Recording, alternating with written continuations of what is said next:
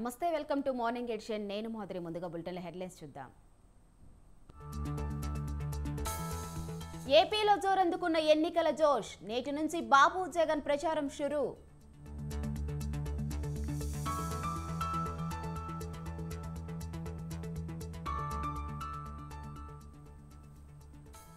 నేడు కాంగ్రెస్ కేంద్ర ఎన్నికల కమిటీ సమావేశం. హాజరు కానున్న తెలంగాణ సీఎం రేవంత్ రెడ్డి.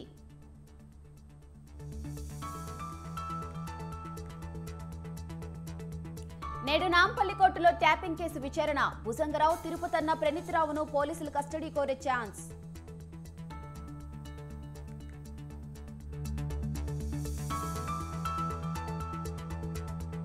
తెలంగాణ నూతన హైకోర్టు భవనానికి శంకుస్థాపన. సాయంత్రం భూమి పూజ చేయనున్న సీజేఐ జస్టిస్ చంద్రచూడ్.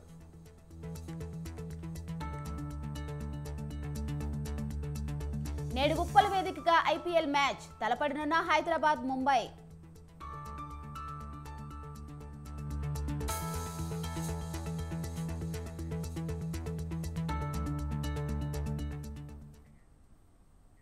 డీటెయిల్స్ చూస్తే ఏపీలో పొలిటికల్ హీట్ పెరిగింది. వైసీపీ అధినేత సీఎం జగన్ ఇవాల్టి నుంచి ప్రచార పర్వంలోకి దిగుతున్నారు. 175 అసెంబ్లీ స్థానాలకు అభ్యర్థులను ప్రకటించి అన్ని పార్టీల కన్నా ముందంజలో ఉన్న వైసీపీ అధినేత ఇవాల్టి నుంచి ప్రజల్లోకి వెళ్తున్నారు.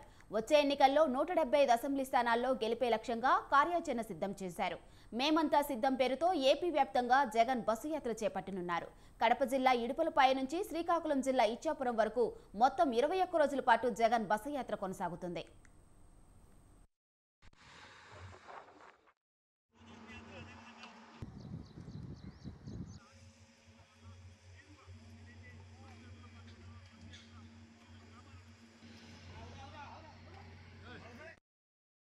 ఇక మధ్యాహ్నం సీఎం జగన్ ఇడుపులపాయ చేరుకుంటారు. దివంగత సీఎం వైఎస్ఆర్ ఘాట్ వద్ద ప్రార్థనల అనంతరం మేమంతా సిద్ధం యాత్ర ప్రారంభమవుతుంది. సాయంత్రం ప్రొద్దుటూరులో జగన్ బహిరంగ సభ నిర్వహిస్తారు. ఇక ఇదే అంశంపై మరింత సమాచారం మా ప్రతినిధి రమేష్ ఫోన్లో అందిస్తారు. చెప్పండి రమేష్, ఇవాల్టి నుంచి ప్రచార పర్వంలో సీఎం జగన్ మేమంతా సిద్ధం పేరుతో బస్సు యాత్ర చేపడుతున్నారు. అసలు ఎన్ని రోజులు ఉండబోతుంది? ఎక్కడెక్కడ ప్రచారం చేసే అవకాశం ఉంది రమేష్? సోని, ఆంధ్రప్రదేశ్ ముఖ్యమంత్రి జగన్మోహన్ రెడ్డి ఈ రోజు నుంచి ఎన్నికల ప్రచారానికి సిద్ధమయ్యారు. మేమంతా సిద్ధం పేరుతో రాష్ట్ర వ్యాప్తంగా బస్సు యాత్ర చేయాలని నిర్ణయించారు. ఈ రోజు ఉదయం 11 గంటలకు సీఎం జగన్మోహన్ రెడ్డి తాడేపల్లిలోని క్యాంపు కార్యాలయం నుంచి ఇడుపులపాయ బయలుదేరతారు. మధ్యాహ్నం 1 గంటకు ఇడుపులపాయలో వైఎస్ఆర్ ఘాటు వద్ద నివాళులు అర్పిస్తారు. ఆ తర్వాత 1:30 మేమంతా సిద్ధం బస్సు యాత్ర ప్రారంభం కాబోతుంది. మొదటి రోజు సీఎం జగన్మోహన్ రెడ్డి ఇడుపులపాయ నుంచి బయలుదేరి కమలాపురం, అదేవిధంగా జమ్మలమడుగు, ప్రొద్దుటూరు నియోజకవర్గాల గుండా ఈ బస్సు యాత్ర కొనసాగుతుంది. సాయంత్రం ప్రొద్దుటూరు నియోజకవర్గంలో ఈ బస్సు యాత్రకు సంబంధించిన బహిరంగ సభలో సీఎం జగన్మోహన్ రెడ్డి పాల్గొంటారు. మొత్తంగా మొదటి రోజు చూస్తే ఇడుపులపాయ నుంచి కుమార్నిపల్లి, వేంపల్లి, సరవరాజుపేట, వీరపునాయనపల్లి, గంగిరెడ్డిపల్లి, ఊటూరు, ఎర్రగుట్ల మీదుగా బస్సు యాత్ర జరుగుతుంది. సాయంత్రం జమ్మలమడుగు నియోజకవర్గానికి సంబంధించిన బహిరంగ సభలో పాల్గొన్న తర్వాత నంద్యాల జిల్లా ఆలగడ్డ బైపాస్ రోడ్ లో సీఎం సాయంత్రం బస్ చేస్తారు. మొత్తంగా 21 పార్లమెంటు నియోజకవర్గాల్లో కూడా ఈ బస్ యాత్ర జరగనుంది. గతంలో సిద్ధం పేరుతో సీఎం జగన్మోహన్ రెడ్డి 4 భారీ బహిరంగ సభలను నిర్వహించడం జరిగింది. ఆ 4 బహిరంగ సభలు జరిగినటువంటి పార్లమెంటు నియోజకవర్గాలు మినహా మిగిలినటువంటి పార్లమెంటు నియోజకవర్గాల్లో ఈ బస్ యాత్ర కొనసాగేలా ఏర్పాట్లు వైఎస్ఆర్ కాంగ్రెస్ పార్టీ చేస్తుంది. ఈ రోజు, రేపు, ఎల్లుండు మొదటి 3 రోజులకు సంబంధించి షెడ్యూల్ ఇవ్వడం జరిగింది. మిగిలినటువంటి రోజులకు సంబంధించి త్వరలోనే షెడ్యూల్ ను విడుదల చేసేటటువంటి అవకాశం కూడా ఉంది. మొత్తంగా 20 నుంచి 21 పార్లమెంట్ స్థానాల్లో అయితే బస్ యాత్ర దాదాపు 21 రోజుల పాటు కొనసాగనున్నట్లు వైఎస్ఆర్ కాంగ్రెస్ పార్టీ వర్గాలు చెప్తూ ఉన్నాయి. ముందు నియోజకవర్గానికి సంబంధించినటువంటి ముఖ్య నేతలతోనూ, అదేవిధంగా మేధావులతో ఉదయం పూట సీఎం జగన్మోహన్ రెడ్డి సమావేశాలు నిర్వహిస్తారు. సాయంత్రం బహిరంగ సభలో పాల్గొంటారు. ఆ తర్వాత కూడా బస్ యాత్రను కొనసాగిస్తారు. ఇక ఎన్నికల ప్రచారానికి నేటి నుంచి పర్వం మొదలైందని కూడా చెప్పుకోవచ్చు. ఇప్పటికే ఏపీ సీఎం జగన్మోహన్ రెడ్డి ఎన్నికల ప్రచారానికి వెళ్తున్నటువంటి నేపథ్యంలో మరోవైపు టీడీపీ అధినేత చంద్రబాబుతో పాటు పవన్ కళ్యాణ్ కూడా ఎన్నికల ప్రచారానికి సిద్ధమవుతున్నటువంటి పరిస్థితి ఉంది. రాష్ట్ర వ్యాప్తంగా మాత్రం ఎన్నికల మూడ్ లో అయితే ఉందని చెప్పుకోవచ్చు. సోని, థ్యాంక్ యూ రమేష్.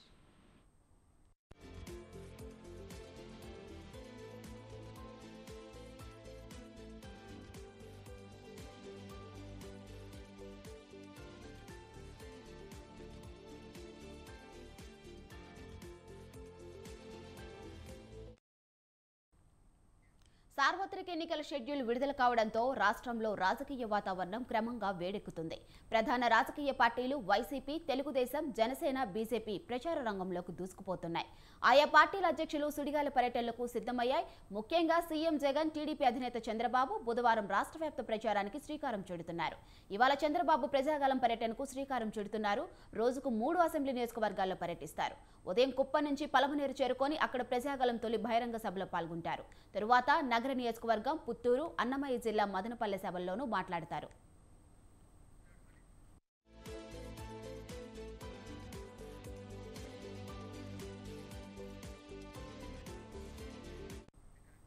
సార్వత్రిక ఎన్నికల షెడ్యూల్ విడుదల కావడంతో రాష్ట్రంలో రాజకీయ వాతావరణం క్రమంగా వేడెక్కుతోంది. ప్రధాన రాజకీయ పార్టీలు వైసీపీ, తెలుగుదేశం, జనసేన, బీజేపీ ప్రచార రంగంలోకి దూకుతున్నాయి. ఆయా పార్టీల అధ్యక్షులు సుడిగాలి పర్యటనలకు సిద్ధమయ్యారు.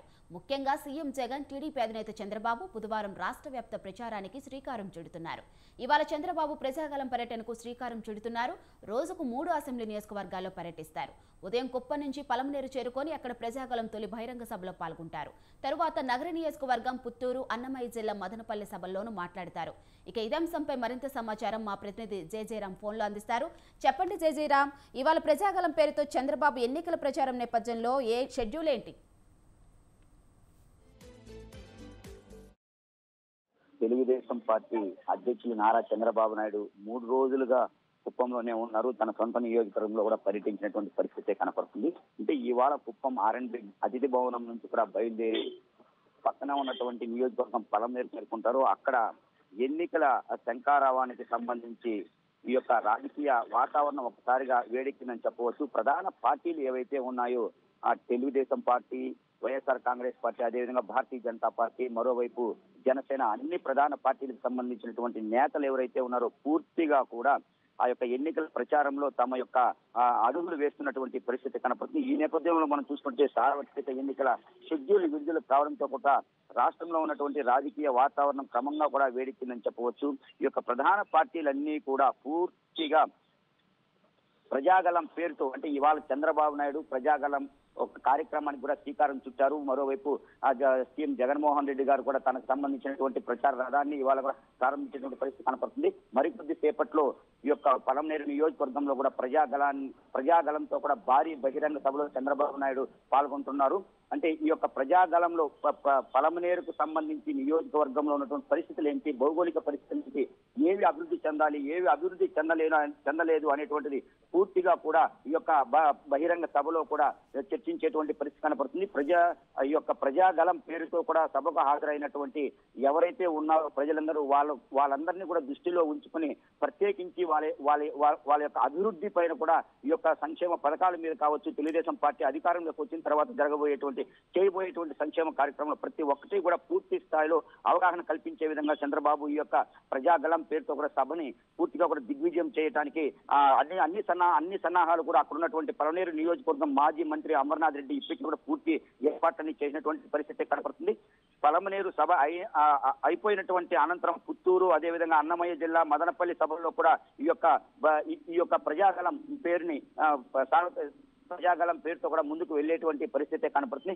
మొత్తం మీద ప్రతి నియోజకవర్గంలోని అంటే ఒక రోజుకి 3 నియోజకవర్గాల్లో పూర్తిగా కూడా చంద్రబాబు ప్రజాగలం కార్యక్రమాన్ని చేసేటువంటి పరిస్థితి కనపడుతోంది. మాధురి,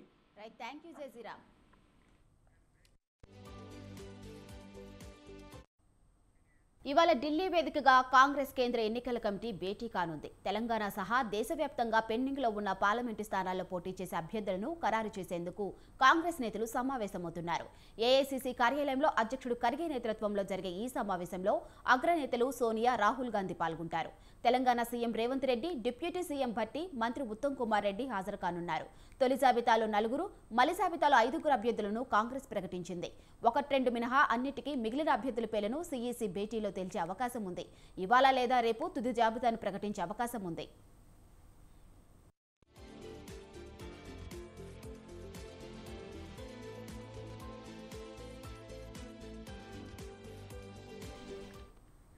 ఇక ఇదే అంశంపై మరింత సమాచారం మా బ్యూరో చీఫ్ నరేష్ లైవ్ లో అందిస్తారు. చెప్పండి నరేష్, ఇవాళ ఖర్గే అధ్యక్షతన కాంగ్రెస్ సెంట్రల్ ఎలక్షన్ కమిటీ సమావేశం నేపథ్యంలో ఎంపీ అభ్యర్థులను ప్రకటించే అవకాశం ఉన్నట్టు తెలుస్తుంది. దీనిపై అప్డేట్స్ ఏంటి నరేష్?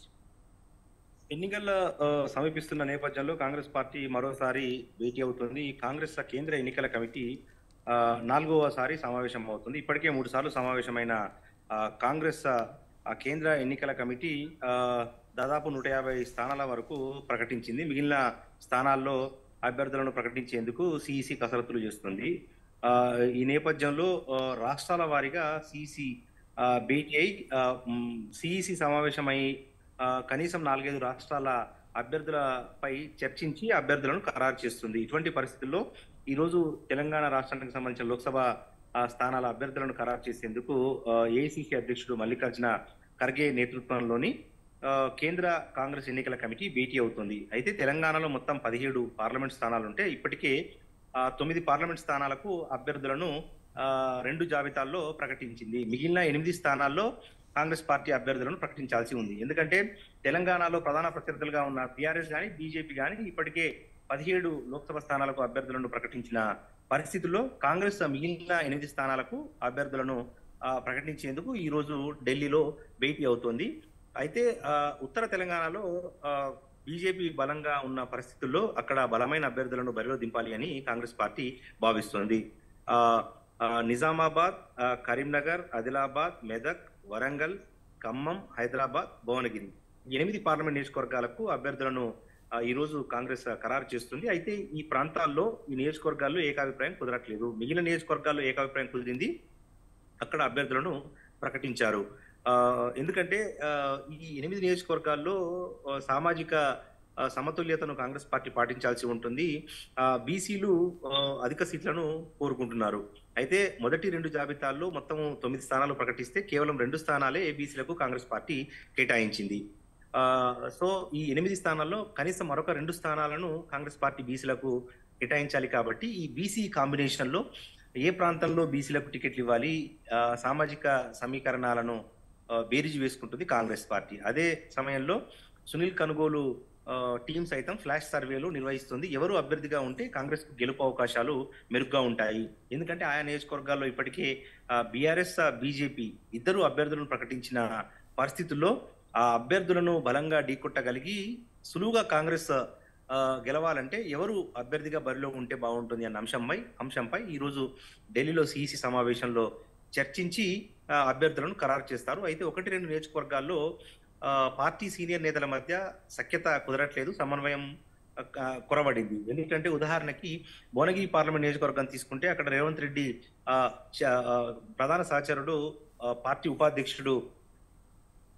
ప్రధాన ఉపాధ్యక్షుడైన చామల కిరణ్ కుమార్ రెడ్డి అక్కడ టికెట్ ఆశిస్తున్నారు. కానీ అదే స్థానం నుంచి మునుగోడు ఎమ్మెల్యే కోమటిరెడ్డి రాజగోపాల్ రెడ్డి తన సతీమణి లక్ష్మిని బరిలోకి దింపాలి అని చెప్పి ప్లాన్ చేస్తున్నాడు. ఇటువంటి పరిస్థితుల్లో ఎవరికి టికెట్ ఇవ్వాలి అన్న దాని మీద కాంగ్రెస్ పార్టీ తెలుసుకోలేకపోతుంది. ఈ పరిస్థితుల్లో ఈ రోజు పిసిసి చీఫ్ గా సీఎం రేవంత్ రెడ్డి, సిఇసి సభ్యుడిగా ఉత్తమ్ కుమార్ రెడ్డి, డిప్యూటీ సీఎం గా మల్లుబట్టి విక్రమార్క ఈ 3 నేతలు ఈ రోజు ఏఐసిసి పెద్దలు నిర్వహించే సిఇసి సమావేశంలో పాల్గొని మిగిలిన 8 స్థానాలకు సంబంధించి అభ్యర్థులను ఖరారు చేసే అవకాశాలున్నాయి. ఖరారైన తర్వాత అయితే అభ్యర్థులు ఈ రోజు అర్ధరాత్రి కానీ లేకపోతే రేపు ఉదయం కల్లా తెలంగాణలో మిగిలిన స్థానాల్లో అభ్యర్థులను ఖరారు చేసే అవకాశాలు మనకు కనిపిస్తా ఉన్నాయి. Right, thank you Naresh.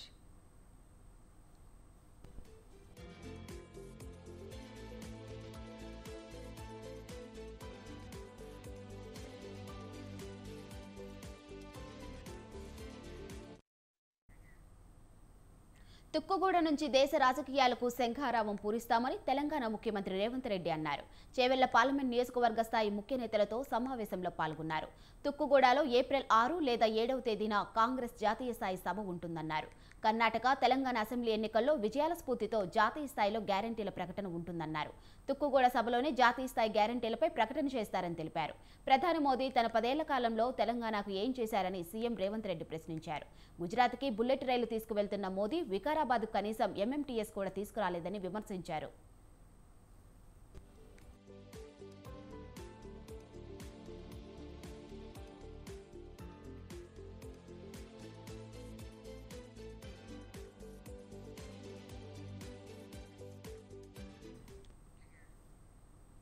BRS working president KTR వ్యాఖ్యలకు కాంగ్రెస్ నేత దానం నాగేందర్ కౌంటర్ ఇచ్చారు. తాను ఎవరికీ పోటీ కానని, తనకు తానే పోటీ అని చెప్పారు. రానున్న పార్లమెంట్ ఎన్నికల్లో విజయం సాధిస్తానని ధీమా వ్యక్తం చేశారు. 3 నెలల్లో ముఖ్యమంత్రి 3,500 కోట్లు సంపాదించి ఢిల్లీకి పంపిస్తే గడిచిన 10 సంవత్సరాల్లో బీఆర్ఎస్ ప్రభుత్వం ఎన్ని కోట్లు పంపించారని ప్రశ్నించారు. ఇది అన్నీ దాన్ని చెప్తే చాలా రకాల అర్థాలు వస్తాయి. ఎందుకంటే గతంలో కూడా జరిగినాయి, ఇవన్నీ ఇప్పుడు కూడా జరిగినాయి. కాబట్టి గతంలో మనం చేసిందేమో అది ఇది మంచి పని, లేకుంటే ఇప్పుడు చేసింది అపవిత్రమైంది అని చెప్పడానికి ఎవరికి అధికారం ఉండదు. కాబట్టి దాని విషయంలో నేను అంత కామెంట్ కూడా చేయదలుచుకోలేదు. వాళ్ళు ఎంతైనా గొప్పోళ్ళు ఎన్నైనా మాట్లాడచ్చు, కానీ నేను మాత్రం కార్యకర్తగానే ఎదుక్కుంటూ వచ్చాను. ఇంకా ఎదగాలనే కోరికతోనే రాజకీయంలో పనిచేస్తున్నాను, కార్యకర్తలకు పనిచేస్తున్నాను, కార్యకర్తలకు అండదండగా ఉండి పనిచేస్తున్నాను. కాబట్టి కార్యకర్తలను కాపాడుకుంటూ వచ్చారు. కాబట్టి నేను నా కార్యకర్తలకు ఏం చేస్తున్నానని నా కార్యకర్తలకు తెలుసు. కాబట్టి నేను దాని విషయంలో చెప్పను. మీరు చేసింది ఇక అది చూసుకోవాలి. ఎందుకంటే వాళ్ళతో 1000 కోట్లు సంపాదించుకున్న వాళ్ళేమో వాళ్ళ గురించి మాట్లాడతలేరు. ఎందుకంటే వాళ్ళ దాంట్లో వాళ్ళ పర్సంటేజ్ ఉంటుంది కాబట్టి, వాళ్ళ దాంట్లో వాళ్ళకి షేర్ ఉంటుంది కాబట్టి. మేము ₹1 పైరవి చేయలేదు, ₹1 కమిషన్ తినలేదు, ఒక పని చేయలేదు. మేము కార్యకర్తనే పని చేసినా కార్యకర్తగానే ఉన్నాం. సో ఇది అన్నీ దాన్ని చెప్తే చాలా రకాల అర్థాలు వస్తాయి. ఎందుకంటే గతంలో కూడా జరిగినాయి, ఇవన్నీ ఇప్పుడు కూడా జరిగినాయి. కాబట్టి గతంలో మనం చేసిందేమో అది ఇది మంచి పని, లేకుంటే ఇప్పుడు చేసింది. ఢిల్లీ లిక్కర్ స్కామ్ కేసులో అరెస్ట్ అయిన బీఆర్ఎస్ ఎమ్మెల్సీ కవితను రౌస్ అవెన్యూ సీబీఐ ప్రత్యేక కోర్టు ఆదేశాలతో తీహార్ జైలుకు తరలించారు అధికారులు. కాగా కవిత విజ్ఞప్తి మేరకు జైల్లో వెసులుబాటు కల్పించింది కోర్టు. కవిత విజ్ఞప్తి మేరకు జైల్లో వెసులుబాటు కల్పిస్తూ తీహార్ జైలు సూపరింటెండెంట్కు ఆదేశాలు జారీ చేసింది. ఇంటి భోజనం తెచ్చుకునేందుకు కవితకు అనుమతి ఇచ్చింది కోర్టు. అలాగే కవిత పడుకోవడానికి మంచం, పరుపులు, దుప్పట్లు, వేసుకోవడానికి చెప్పులు, దుస్తులు, చదువుకునేందుకు పుస్తకాలు స్వయంగా ఏర్పాటు చేసుకునేందుకు కూడా అనుమతి ఇచ్చింది.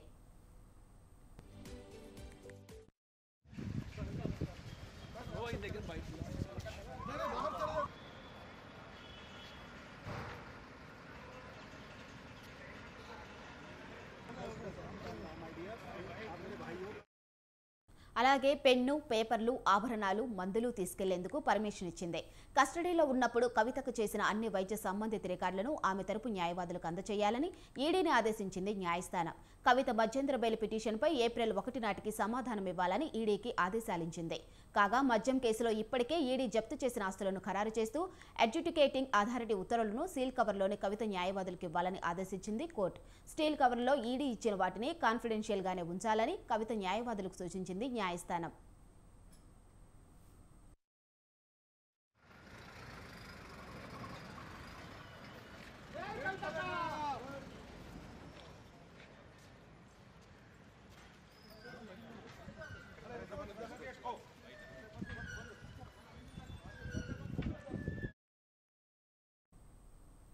ఎమ్మెల్సీ కవిత మేనల్లుడు మేకా శరణ్ నిన్న ఈడీ అధికారుల ముందు హాజరైనట్టు తెలిసిందే.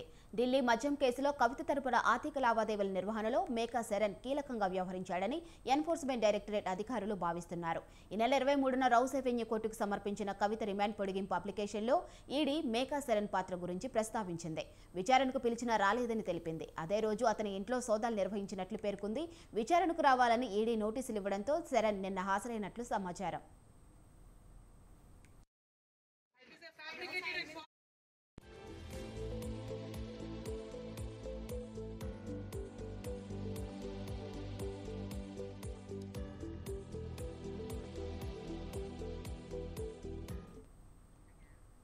ఢిల్లీలో నేడు కేంద్ర కేబినెట్ సమావేశం జరగనుంది. ప్రధాని నరేంద్ర మోదీ నివాసంలో జరగనున్న కేబినెట్ భేటీకి మంత్రులు హాజరవుతున్నారు. ఎన్నికల షెడ్యూల్ విడుదల తర్వాత జరగనున్న తొలి సమావేశం కావడంతో భేటీలో పలు కీలక నిర్ణయాలు తీసుకునే అవకాశం ఉన్నట్లు తెలుస్తుంది. అయితే ఎన్నికలను ప్రభావితం చేయని నిర్ణయాలు మాత్రమే తీసుకోవాలని ఈసీ ఇప్పటికే ఆదేశించింది.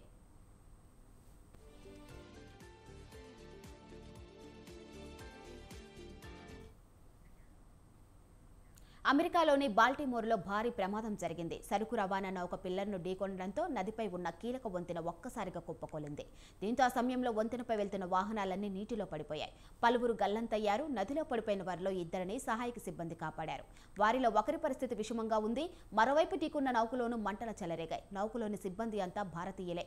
వారంతా క్షేమంగానే ఉన్నారు. తొలుత నౌకలో విద్యుత్ సరఫరా నిలిచిపోయింది. వెంటనే ప్రమాద సంబంధ సమాచారాన్ని నౌకా సిబ్బంది అధికారులకు అందించారు. మరుక్షణం వంతెనపై వాహనాలను ఆపేయడంతో భారీ ముప్పు తప్పింది.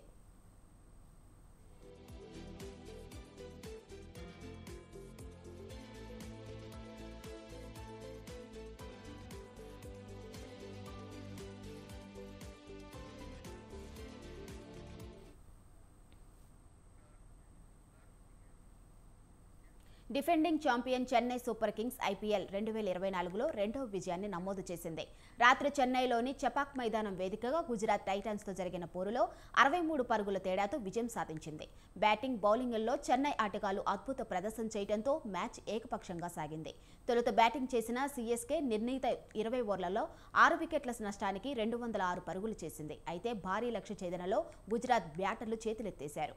నిర్ణీత 20 ఓవర్లలో 8 వికెట్ల నష్టానికి కేవలం 143 పరుగులు మాత్రమే చేశారు.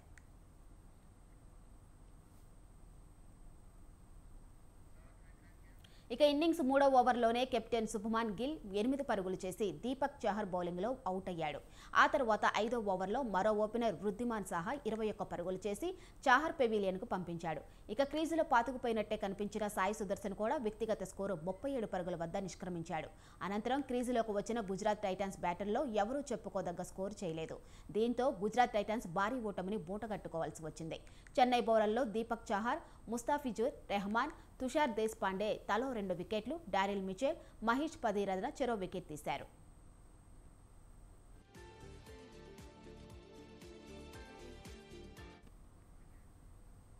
ఐపీఎల్ సందడి హైదరాబాద్కు చేరుకుంది. Sunrisers home ground Hyderabad Uppal స్టేడియంలో ఇవాళ Mumbai Indians, Sunrisers of Hyderabad తలపడతాయి.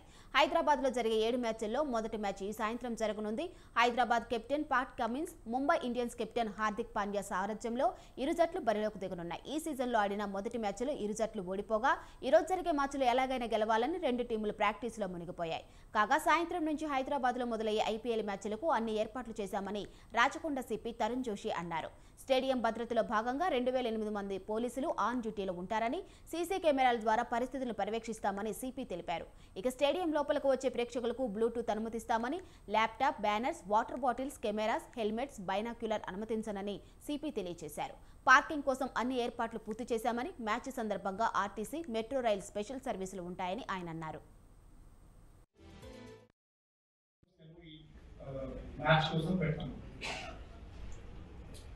Gate number 1, which is the main gate, the main entry gate, that is meant only for the players, and the spectators they are not going to be permitted from gate number 1. The stadium lo plus अन्य surrounding areas lo total 360. Tirumala శ్రీవారిని ప్రముఖ hero Ram Charan దంపతులు దర్శించుకున్నారు. ఉదయం సుప్రభాత సేవలో సతీమణి ఉపాసన, కుమార్తె క్లీంకారితో కలిసి స్వామివారిని దర్శించుకొని మొక్కులు చెల్లించుకున్నారు.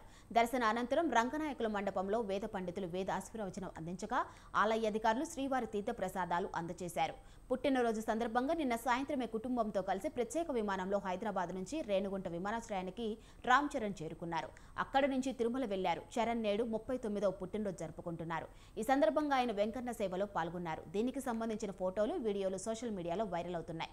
కూతురు క్లీంకార్ జన్మించిన తర్వాత మొదటిసారి రామ్ చరణ్ శ్రీవారిని దర్శించుకున్నారు.